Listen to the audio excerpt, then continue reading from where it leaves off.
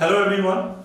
सो chapter 1 शुरू करने जा रहे हैं यहाँ पे। Subject physics, class 12 and chapter number 1। The name of the chapter is electric field.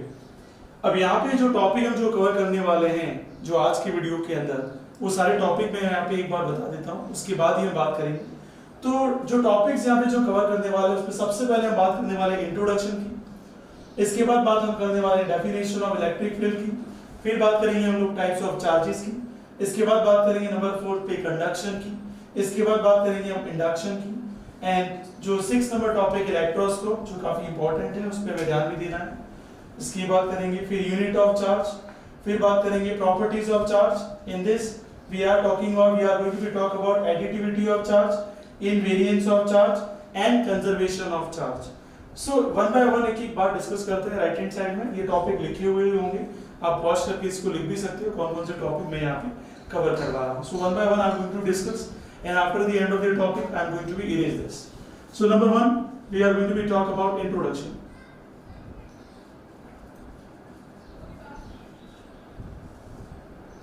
So first we have to be know about that. सबसे पहले ये जानना जरूरी है कि ये जो चैप्टर है वो कौन सी यूनिट का है। तो ये जो यूनिट है, यूनिट नंबर 1, इसका नाम है इलेक्ट्रोस्टैटिक। इलेक्ट्रोस्टैटिक। सो सबसे पहले हम ये समझ लेते हैं कि इलेक्ट्रोस्टैटिक का मीनिंग क्या होता है। अगर हमें ये समझ में आ गया ना कि इलेक्ट्रोस्टैटिक का मीनिंग क्या होता है, तो मुझे लगता है कि इस चैप्टर में आने वाले टाइप के प्रॉब्लम्स आ सकती है। तो सबसे पहले यहाँ बात कर लेते हैं electrostatic.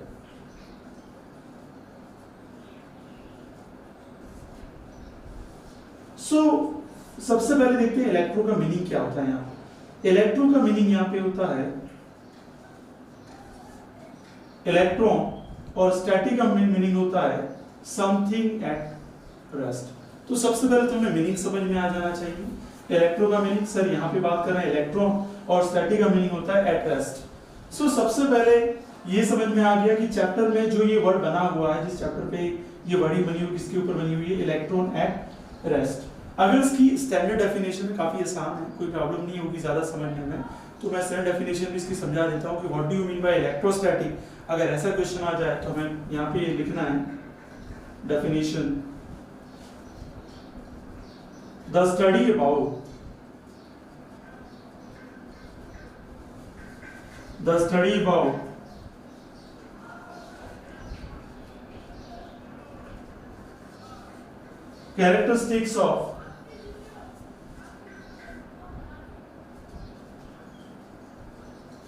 characteristics of a charge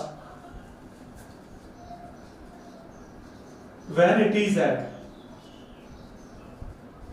rest. So what is the basic definition of electrostatic?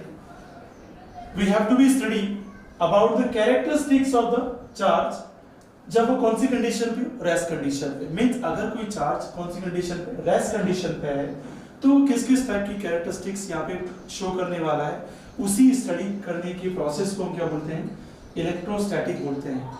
अब एक यहाँ पे क्वेश्चन आता है, सर चार्ज में कौन यहाँ पर रेस्ट कंडीशन में रहता है, तो मैं वो भी समझा देता हूँ। यहाँ पे एक न्यूक्लियस होता है केमिस्ट्री के अंदर, और यहाँ पर एक आप आ जाता है आउटर मोस्ट। तो न्यूक्लियस के अंदर कौन रहते हैं, न्यूट्रॉन एंड प्रोटॉन, और जो आउटर मोस्ट शेल है उसमें कौन होता है, इलेक्ट्रॉन। सो ऑब्वियसली ये तो हमें पता ही होगा कि nucleus, inside the nucleus neutron and proton remain inside the nucleus, and outside this in the shell electron is present. तो न्यूक्लियस और प्रोटॉन तो मूव नहीं करने वाले, ऑब्वियसली मूव कौन करने वाला है, इलेक्ट्रॉन मूव करने वाला है। तो ये सारे के सारा प्रोसेस किसके ऊपर बेस्ड है, इलेक्ट्रॉन। इसलिए यहाँ मैंने शॉर्ट में लिखा इलेक्ट्रॉन एट रेस्ट। जब इलेक्ट्रॉन रेस्ट कंडीशन पे आ जाता है तो किस टाइप की कैरेक्टरिस्टिक्स परफॉर्म करता है, उसकी जितनी भी कैरेक्टरिस्टिक्स बोलो, बिहेवियर बोलो, सभी बात यहाँ पे आ जाएगी। The all things we have to be involved in this. Again I am repeating the introduction. We have to be study about the behavior, characteristics of charge when it is at rest. It is called electrostatic. So ये चीज clear हो गई होगी। अगर practically अगर हमें इसके बारे में जानना है तो एक सिंपल सा एग्जांपल ले रहा हूँ, जो एग्जांपल तुम्हें समझ में भी आ जाएगा। See the example to understand the electrostatic. I am rubbing this scale on my hand because of the oil is available and the friction between my hair and the scale. One force is developed. You can see that the piece of papers are attracting here. The piece of papers are attracting here. This is called electrostatic. This is called electrostatic. I am again going to revise the activity. We are rubbing this, so piece of paper is going to be attract here. So the piece of paper is attracting here. This is called electrostatics. So I hope so you understood the introduction of these things.